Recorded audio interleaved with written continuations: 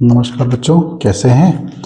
उम्मीद है आप सब एकदम मस्त होंगे और आप लोगों की पढ़ाई लिखाई एकदम अच्छे तरीके से चल रही होगी। तो बच्चों, मैं आपके लिए लेके आया हूँ 12th physics English medium HM consoled है। देखिए ये एचएम कंसोल्ड है आपके सामने। तो बच्चों, मैं ये आपके लिए लेके आया हूँ और हम लोग 2025 का सेट नंबर 1 करने वाले हैं। तो सबसे पहले हम लोग एमसीक्यू से शुरुआत करने वाले हैं। मेरे ख्याल से आपको दिख रहा होगा। तो काफ़ी समय के बाद मैं वीडियो बना रहा हूँ, जैसा कि मैंने कई बार कहा आपसे, लेकिन वीडियो मैं आपको दे नहीं पाया। तो थोड़ी सी कुछ दिक्कतें रहेंगी आवाज़ में या उसमें, तो आप थोड़ा सा एडजस्ट कर लीजिए, ठीक है। तो हम लोग पहले क्वेश्चन की तरफ बढ़ते हैं, जो हमारा एमसीक्यू सेक्शन 1 है। The angle between polarization plane and direction propagation of electromagnetic wave. तो बच्चों, इसका आंसर जो है, बहुत सारे बच्चे क्या करते हैं, इसको 90 डिग्री आंसर लगा देते हैं, लेकिन ये रॉन्ग होता है। एक्चुअली हम लोगों ने पहले से पढ़ रखा है कि जो हमारे पास विद्युत चुम्बकीय तरंगे, जिनको हम लोग इलेक्ट्रोमैग्नेटिक वेव्स बोलते हैं, तो वो कुछ इस तरह से चलती हैं। ओके, तो हम लोग ये देखें कि इलेक्ट्रिक वेक्टर जो इसका होता है और इसका जो मैग्नेटिक वेक्टर होता है, इन दोनों के बीच का एंगल होता है 90 डिग्री, ठीक है। तो उसी चक्कर में हम लोग क्या करते हैं, इसको 90 डिग्री लगा देते हैं। लेकिन इसमें दिया हुआ the angle between polarization plane and direction of propagation of electromagnetic wave, तो इन दोनों के बीच में किसी भी तरह का एंगल नहीं होता बच्चों। तो ये 0 डिग्री इसका आंसर सही होगा। ये 0 डिग्री इसका आंसर सही होगा। ओके, उम्मीद है आपको समझ में आ रहा होगा। अब बच्चों, पढ़ते हैं क्वेश्चन नंबर 2 की तरह। The energy is emitted when two nuclei of masses m1 and m2 are fused. जब हम लोग एक m1 मास है और एक m2 मास है, ये दो न्यूक्लियाई हमारे पास अलग अलग हैं, इन दोनों को जब हम फ्यूज कराते हैं, मतलब इन दोनों को आपस में मिला देते हैं, तो एक नया न्यूक्लियाई हमारे पास बन के आ जाता है। तो हमें ये दिखाना है कि to make a nucleus of mass m in this process, मतलब जो नया न्यूक्लियस बनता है उसका मास जो m बन के आया बच्चों, उसमें और इसमें क्या रिलेशन रहता है कि जो दोनों अलग अलग मासेस के न्यूक्लियाई होते हैं बच्चों। तो हमेशा याद रखिएगा, जो न्यूक्लियर फ्यूजन होता है उसमें जो हमारे दो न्यूक्लियस होते हैं, उन दोनों के मास का सम ऑलवेज ग्रेटर देन होता है जो भी हमारा एक नया न्यूक्लियस बन के तैयार होता है।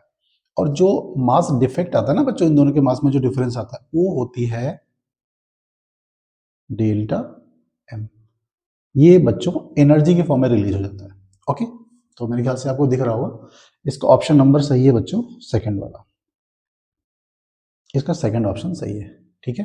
ओके, नेक्स्ट क्वेश्चन की ओर बढ़ते हैं। द रेजिस्टेंस ऑफ 8 ओम, ये सी क्वेश्चन है बच्चों। रेजिस्टेंस ऑफ 8 ओम, तो R इक्वल्स टू 8 ओम हमें गिवन है। उसके अलावा the inductive resistance reactance of 6 ohm, inductive reactance होता है XL, ये हमारा दिया हुआ 6 ohm. Okay, are connected in series. तो बच्चों, ये किस तरह का सर्किट जो बनके तैयार हुआ हमारे पास, ये LR सर्किट तैयार हुआ है। ओके, तो LR सर्किट में हम क्या करेंगे, हमको अल्टरनेटिव करंट है the impedance of circuit will be, impedance बच्चों Z होती है। ओके, तो आप लोगों ने डिफरेंट टाइप के सर्किट्स पढ़े हैं, L circuit, R circuit, LR circuit और LCR सर्किट पढ़ा। इसमें से LCR सर्किट बहुत ज़्यादा इंपॉर्टेंट है। तो हम लोगों के पास यहाँ पे LR सर्किट है। LR सर्किट की इम्पीडेंस हमको बतानी है Z।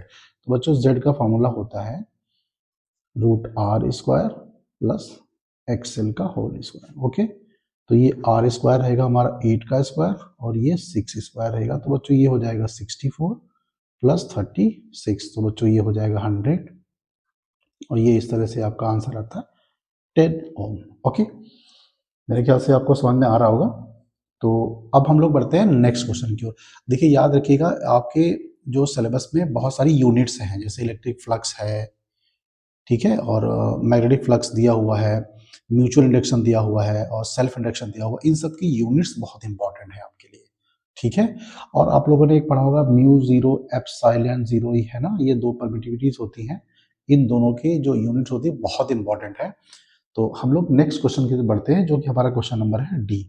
The unit of permittivity of vacuum, ठीक है। परमिटिविटी ऑफ वैक्यूम का मतलब होता है एप्सिलॉन नॉट। ओके, तो हमें इसकी यूनिट बतानी है यहाँ पर। तो बच्चों, इसकी यूनिट होती है coulomb square upon newton metre square. अब हम ये देखते हैं कि हमारे पास ऑप्शन कौन सा सही है। मेरे ख्याल से बच्चों, इसका सेकंड ऑप्शन सही है, बी वाला। ओके, तो ये यूनिट्स आपको बहुत अच्छी तरीके से तैयार होनी चाहिए, नहीं तो फिर आपका कम से कम एक क्वेश्चन तो गया। Electromagnetic waves of minimum frequency, बहुत इंपॉर्टेंट क्वेश्चन है जो आपका इलेक्ट्रोमैग्नेटिक वेव चैप्टर है, उसमें से कम एक क्वेश्चन तो आने ही वाला है, तो आप उसको रट डालिए। उसका भी एक सॉन्ग लाइक होता है कुछ फार्मूला, तो मैंने उसको बनाया है, मैं आपको आने वाले वीडियोस में दूंगा, ठीक है। मेरे ख्याल से आपको क्वेश्चंस का जो हमने किया हुआ है यहाँ पर कैलकुलेशन वो दिख रहा होगा, तो मैं थोड़ा सा इसको इस तरफ करता हूँ, ठीक है। अभी देखिए बहुत दिन बाद बना रहे वीडियो तो थोड़ा सा दिक्कत होगी, थोड़ा सा आप मैनेज करिए, तो हमारे प्यारे बच्चे हैं, मैनेज कर ही लेंगे। ओके, चलते हैं। तो नेक्स्ट क्वेश्चन आया हमारे पास कि electromagnetic waves of minimum frequency, तो बेटा मिनिमम फ्रीक्वेंसी होती है माइक्रोवेव्स की। ओके, तो मिनिमम फ्रीक्वेंसी आप देख रहे होंगे, मेरे ख्याल से दिख रहा है आपको, माइक्रोवेव्स होती हैं वो मिनिमम फ्रीक्वेंसी की होती है बच्चों। तो microwaves have minimum frequency. Okay, ठीक है, चलते हैं फिर आगे की तरफ बढ़ते हैं। तो बच्चों अब जो हमारा क्वेश्चन बचा हुआ है, एमसीक्यू लास्ट है हमारे पास, तो हम लोगों को पढ़ना है बच्चों, ये क्वेश्चन है हमारा, how does the magnetic susceptibility of paramagnetic changes with respect to absolute temperature T. तो बच्चों इसका एक रिलेशन है हमारे पास, ठीक है, जो बी वाला ऑप्शन सही हुआ, जो हमारे पास लिखा हुआ है, दिख रहा है, हाँ यहाँ पे दिख रहा है। तो बच्चों ये इसको काई बोलते हैं, ये डायरेक्टली प्रोपोर्शनल होता है टेम्परेचर का इनवर्स, हम लोग इसको ऐसे भी लिख सकते हैं। ओके, ये एब्सोल्यूट टेम्परेचर होता है, तो इसका बच्चों आपका बी ऑप्शन सही है, ठीक है। चलिए आपके एमसीक्यू सही हो गए, मैं आपको एक फिर से दिखा देता हूँ ताकि आपको याद रहे। पहले वाले का 0 डिग्री सही है, उसके बाद इसका बी वाला ऑप्शन सही है, तीसरे वाले में कितना आंसर आया था, 10 ओम आया था आंसर। ये देखिए मैंने क्वेश्चन यहाँ पे लगाया हुआ है, ये देखिए। ओके, धीरे धीरे सारी चीज़ें सही होने लगेंगी, ठीक है। काफ़ी दिनों के बाद बनाओ, थोड़ा सा हाथ नहीं चलता अच्छे से, थोड़ी सी नर्वसनेस भी होती है, आप लोग पसंद करेंगे तो आगे भी अच्छा रहेगा। तो बच्चों इसके बाद आती है यूनिट आती है, ये देखिए इसका ऑप्शन ये सही है, electromagnetic wave of minimum frequency microwaves होती हैं।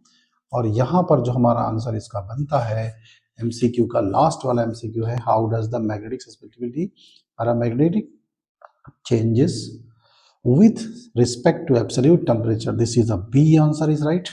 ओके, अब बच्चों हम लोग चलते हैं सेक्शन बी की तरफ, ठीक है। ओके,